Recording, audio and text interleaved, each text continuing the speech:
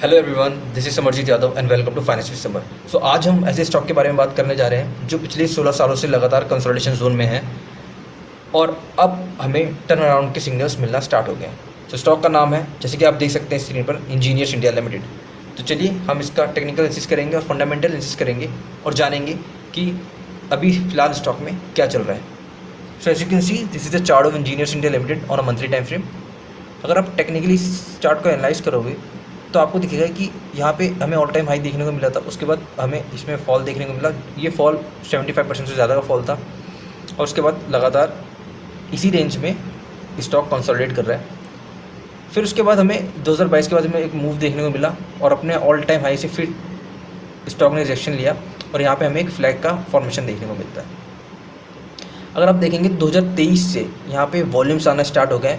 इससे पहले वॉल्यूम में ड्राइनेस थी, जैसे जैसे पैटर्न कंसोलिडेशन जोन में जा रहा था वैसे वैसे हमें वॉल्यूम में ड्राइनेस देखने को मिल रही है। और यहाँ पर हमें volume spurt, pocket pivot volume और वॉल्यूम एक्यूमुलेशन देखने को मिल रहा है। ये सारे टेक्निकल टर्म्स हैं। सो इनिशियली ये अच्छी बात है कि हमें वॉल्यूम स्पर्ट देखने को मिल रहा है। अगर हम वीकली टाइम फ्रेम पर जाएँ तो वीकली टाइम फ्रेम पर आप अगर देखोगे तो ये जो ट्रेंड लाइन है इसको बार बार रिस्पेक्ट कर रहा था प्राइस, और यहाँ पे फाइनली इस ट्रेंड लाइन का हमें ब्रेकआउट देखने को मिलता है। बट यहाँ पे एक मेजर रेजिस्टेंस था बिगर टाइम फ्रेम पे, जो कि मदर टाइम फ्रेम है, इसलिए प्राइस ने यहाँ से रिएक्शन लिया और यहाँ पे एक रेंज फॉर्म कर रहा है। तो अब आने वाले दिनों में यहाँ पे हमें एक मूव देखने को मिल सकता है। सो आप इस स्टॉक को अपनी रडार पर रखो, अपनी वॉच लिस्ट में रखो और एनालाइज करो। अब बात करते हैं कि कंपनी करती क्या है। ये तो हमारा टेक्निकल एनालिसिस था। अब बात करते हैं फंडामेंटली स्टॉक या कंपनी कैसी लग रही है।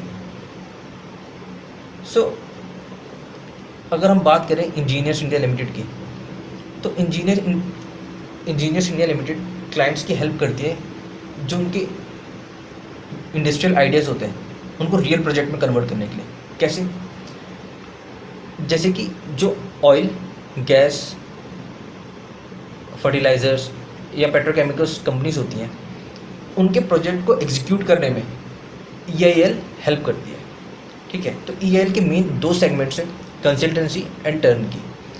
सो बात करते हैं कि कंसल्टेंसी जो सेगमेंट है उसमें EIL प्रॉपर तरीके से प्रोजेक्ट को स्टडी करता है, डिज़ाइन प्रिपेयर करता है और इंजीनियरिंग प्लान बनाता है, कॉस्ट को एस्टिमेट करता है और हेल्प करता है प्रॉपर तरीके से प्रोजेक्ट मैनेजमेंट में। और ये एक एसेट लाइट सेगमेंट है, इसलिए यहाँ पे जो मार्जिन्स हैं वो ज़्यादा होता है और यहाँ पे जो कैपिटल एफिशिएंसी है वो बेटर होती है। On the contrary, if you talk about turn की, यहाँ पर EIL के पास बहुत ज़्यादा रिस्पॉन्सिबिलिटी होती है क्योंकि उनको पूरी तरह से प्रोजेक्ट को एग्जीक्यूट करके देना होता है। यहाँ पे उन्हें प्रॉपर कोऑर्डिनेशन बिठाना होता है कॉन्ट्रैक्टर्स, इक्विपमेंट्स, कंस्ट्रक्शन के बीच में और प्रॉपर प्रोजेक्ट को एग्जीक्यूट करना होता है। इसमें लार्ज कॉस्ट इन्वॉल्व होती है, इसलिए इसमें रिस्क भी ज़्यादा होता है। और ये जो कैपिटल इंटेंसिव सेगमेंट है, वर्किंग कैपिटल इंटेंसिव सेगमेंट है, इसलिए आप इसमें जो मार्जिन्स हैं वो लो होते हैं as comparison to consultancy segment. और अगर हम बात करें रिसेंट के कॉन कॉल में, मैनेजमेंट ने बोला है कि वो डाइवर्सिफिकेशन की तरफ भी ध्यान दे रहे हैं। अब वो सिर्फ उनकी जो डिपेंडेंसी है वो सिर्फ ऑयल, गैस या पेट्रोकेमिकल कंपनीज पे नहीं है, अब वो वहाँ से थोड़ा डाइवर्सिफिकेशन की तरफ फोकस कर रहे हैं। इसलिए वो भी infrastructure, defence, metals and mining और वाटर वेस्ट जो कंपनी है उनकी तरफ भी ध्यान दे रहे हैं। अगर हम यही जानने की कोशिश करें कि 2010 में के बाद जो हमें फॉल देखने को मिला था EIL लिमिटेड में, वो ऐसा क्यों हुआ था, तो अगर आप ध्यान से देखोगे, पहले मैं आपको चार्ट पे लेकर चलता हूँ। आप जैसे कि देखोगे, आप ऑल टाइम हाई के बाद हमें मोर देन 75% से ज़्यादा का फॉल देखने को मिला। तो ऐसा क्यों हुआ था? तो अगर हम देखेंगे तो PSU का कैपेक्स कम हुआ। कैपेक्स कम होने के कारण ऑर्डर बुक में रिडक्शन देखने को मिला, जिस वजह से रेवेन्यू कम हुआ और प्रॉफिटेबिलिटी पे इम्पैक्ट देखने को मिला। अगर हम बात करें कि अब इम्प्रूव क्या हो रहा है, तो अगर आप देखेंगे FY 26 में जो रेवेन्यू है वो 3,849 करोड़ का रेवेन्यू आया है और 27.1% का ईयर ऑन ईयर ग्रोथ हमें देखने को मिला है। पैड भी बहुत अच्छा है, 638 करोड़ का उसमें भी हमें 36.9% का ईयर ऑन ईयर ग्रोथ देखने को मिला है। और ऑर्डर बुक 15,000 करोड़ के आसपास है, उसमें भी हमें 28.9% का ईयर ऑन ईयर ग्रोथ देखने को मिला है। अगर हम बात करें कि ऑर्डर बुक जो हमें देखने को मिली है उसमें से 72% कंसल्टेंसी का है। Earlier it use to be 57% in FY25, so which is good, क्योंकि कंसल्टेंसी ऐसा सेगमेंट है जो हाई मार्जिन सेगमेंट है। और ओवरसीज बिजनेस और डाइवर्सिफिकेशन अब धीरे धीरे एक्सपेंड हो रहा है। अब बात करते हैं कि why the story can work. क्या ऐसी चीज़ है जिससे मार्केट का जो परसेप्शन है इस स्टॉक को लेके वो चेंज हो सकता है और मार्केट इसको रीरेट कर सकता है, रीरेट हायर वैल्यूएशन दे सकता है। सो हायर कंसल्टेंसी मिक्स, जैसे कि मैंने बताया कि 72% FY26 में ऑर्डर बुक का अचीव हुआ है। So order book gives revenue visibility, obviously balance sheet strong है क्योंकि डेट नहीं है कंपनी पे। PSU लगातार कैपेक्स कर रहा है। अगर आप BPCL या जितनी PSU कंपनी से देखेंगे तो वो कैपेक्स अपने अनाउंस कर रहा है और डाइवर्सिफिकेशन की तरफ भी देख रहे हैं।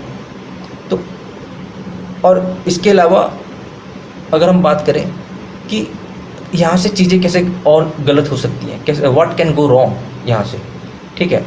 ये तो हमने पॉजिटिव्स की बात कर ली, अब नेगेटिव्स क्या क्या है जहाँ पे हमें ध्यान रखना पड़ेगा। तो अगर हम बात करें कि जो CFO बाय पैट है, मतलब जो भी कंपनी अपना प्रॉफिट कमा रही है उसको कितना कैश में कन्वर्ट कर पा रही है, ठीक है, वो 1 से कम है। हालांकि पहले के मुकाबले ज़्यादा है लेकिन 1 से अभी भी कम है। सो वो देखने वाली बात है कि कंपनी के पास जो भी ऑर्डर बुक्स आ रहे हैं उसको कंपनी रेवेन्यू में कन्वर्ट कर पा रही है, ये देखना बहुत ज़रूरी होगा।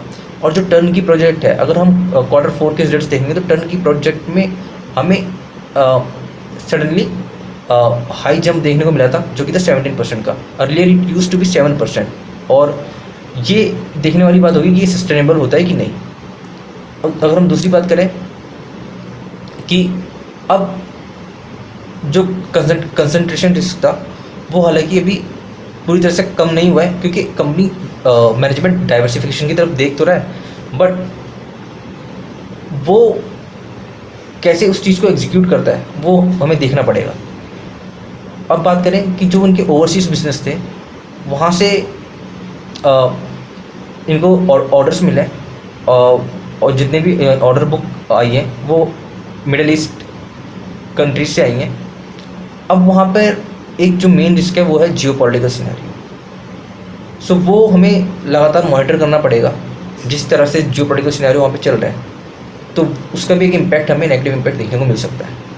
अगर हम बात करें DLP ऑब्लिगेशन की, डिफेक्ट लायबिलिटी प्रोविज़न की, तो जब भी EIL किसी भी प्रोजेक्ट को एग्जीक्यूट करता है तो जब वो टाइम पीरियड ख़त्म हो जाता है उसके बाद भी उन्हें टाइम पीरियड का एक्सटेंशन देना पड़ता है ताकि अगर उसमें कुछ डिफेक्ट आता है तो उसको पूरी तरह से कंप्लीट करके और पूरी उस प्रॉब्लम को पूरी तरह से सॉल्व करके EIL को देना पड़ता है और उस दौरान EIL को प्रोविज़न बनाना पड़ता है। तो उस प्रोविज़न को वो रिवर्स नहीं कर सकते जब तक वो पीरियड एंड नहीं हो जाता। तो यहाँ पे उनके लिए DLP की ऑब्लिगेशन भी आ सकता है, ठीक है। तो अब बात ये है कि जो मार्जिन है वो मार्जिन सस्टेनेबल रहेंगे कि नहीं रहेंगे वो देखने वाली बात होगी। ओवरऑल सिग्नल्स देखने को मिल रहे हैं, बट अभी हम पूरी तरह से इस पर स्टैम्प नहीं लगा सकते कि हाँ यहाँ से पूरी तरह से स्टोरी चेंज होगी, ऐसा हम नहीं बोल सकते अभी। अगर हम बात करें कि हमारी जो इन्वेस्टमेंट थीसिस है, अगर एक लाइन में बात करें, अगर कंपनी अपने रेवेन्यू को अपने ऑर्डर बुक को रेवेन्यू में कन्वर्ट करती है और मार्जिन सस्टेनेबल रहते हैं कंपनी के, उसके साथ के साथ कंसल्टेंसी बिजनेस में हमें लगातार इम्प्रूवमेंट देखने को मिलता है और वो भी सस्टेनेबल रहता है, तो यहाँ से कंपनी को हायर मल्टीपल्स का वैल्यूएशन मिल सकता है, मार्केट दे सकता है। और अगर हम बात करें यहाँ पर कंपनी का जो PE था वो 40 का PE था और अभी सेम प्राइस के आसपास कंपनी का जो PE है वो 16 का है। इसका मतलब कि EPS में तो हमें ग्रोथ देखने को मिला है, बट मार्केट ने इसको रीरेट नहीं किया क्योंकि मार्केट अभी इसको उस नज़रिए से नहीं देख रहा है। अगर मार्केट को लगेगा कि इसमें जो जो मार्जिनस है या फिर जो कंसल्टेंसी बिजनेस है वो सस्टेनेबल है, तो मार्केट इसको रीरेट कर सकता है। सो आई होप आपको टेक्निकली और फंडामेंटली इस स्टॉक का एनालिसिस अच्छा लगा होगा। अगर आपको अच्छा लगा तो प्लीज़ लाइक करो, शेयर करो, सब्सक्राइब करो, सो दैट कि मैं ऐसे वीडियोस लाता रहूं और मैं ऐसे ही एनालिसिस करता रहूं। Thank you so much. और मैं जाने से पहले यही बोलना चाहूँगा कि मेरा इस वीडियो को बनाने का पर्पज़ सिर्फ एक एजुकेशनल पर्पज़ था। अगर आप कोई भी प्रॉफिट और लॉस करते हो तो उसका ज़िम्मेदार मैं नहीं हूँ, ये कोई रिकमेंडेशन नहीं है, ये वीडियो सिर्फ और सिर्फ एजुकेशनल पर्पज़ के लिए। और जाते जाते मैं एक बात बोलना चाहूँगा कि प्लीज़ गाइस लाइक करो, शेयर करो, ताकि मैं ऐसे वीडियोस और भी लाता रहूँ। थैंक यू सो मच, मिलते हैं नेक्स्ट वीडियो में।